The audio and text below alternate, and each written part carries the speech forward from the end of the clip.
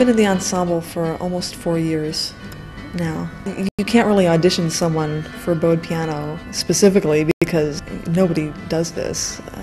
So you are accepted to the ensemble for your general musicianship, and you have to learn how to bow, which seems like a really simple thing to do, but the soft bows, it's like a violin. You have to learn how to make bow changes so that it sounds like a single note and not repeated notes.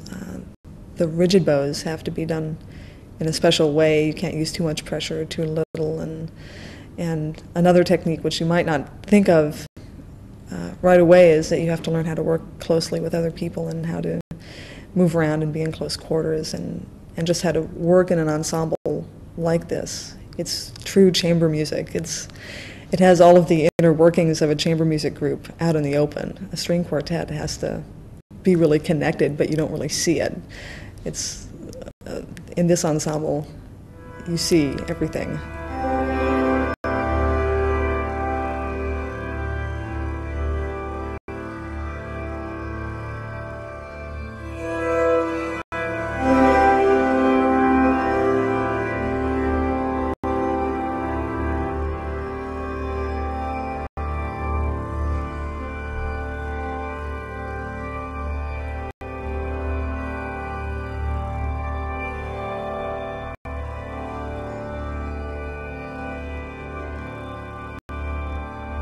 The first thing we do is to remove the lid so that we can all get at the piano. I work with an ensemble of 10 players, sometimes less, but mostly 10.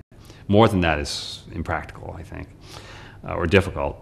And then we put in a variety of preparations. These platforms here, which we call traps, actually trap the bows, which I'll talk about in a minute, so that they don't get tangled. And all kinds of things like that, just as a kind of support, I guess, for what goes on. But the primary sound is produced by a bow made of nylon fish line, which is rosined.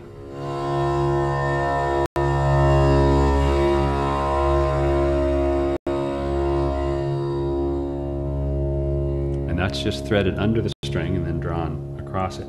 I didn't invent this. I like to credit my sources in an American composer named Curtis Smith. As far as I know, is the first one to come up with this idea, although I've heard other stories about other people trying it and so on. There's another kind of bow which I won't demonstrate for sound, but is a stick of wood which has horsehair affixed to it, and that's rosined as the nylon is, and that's rubbed against the string to make a very short percussive sound. We use, believe it or not, piano hammers, but we use them in our own hands so that we have a different kind of control over them and hit those directly on the string. We use guitar picks for pizzicato. We use fingernails for pizzicato. We strum. Most of my music can be written down with notes and bar lines and time signatures and ordinary devices like that. I have to notate, however, in the score who plays what. I have to identify every player who plays every note. That's just sort of an accretion to the notation, I guess. And I use other 20th century devices like box notation and spatial notation and graphics occasionally and so on. But my scores look pretty ordinary, actually, when you look at them. I do put color codes in them, however, which also make them slightly different to look at. Most of the invention has gone on with the hardware rather than the software, so to speak.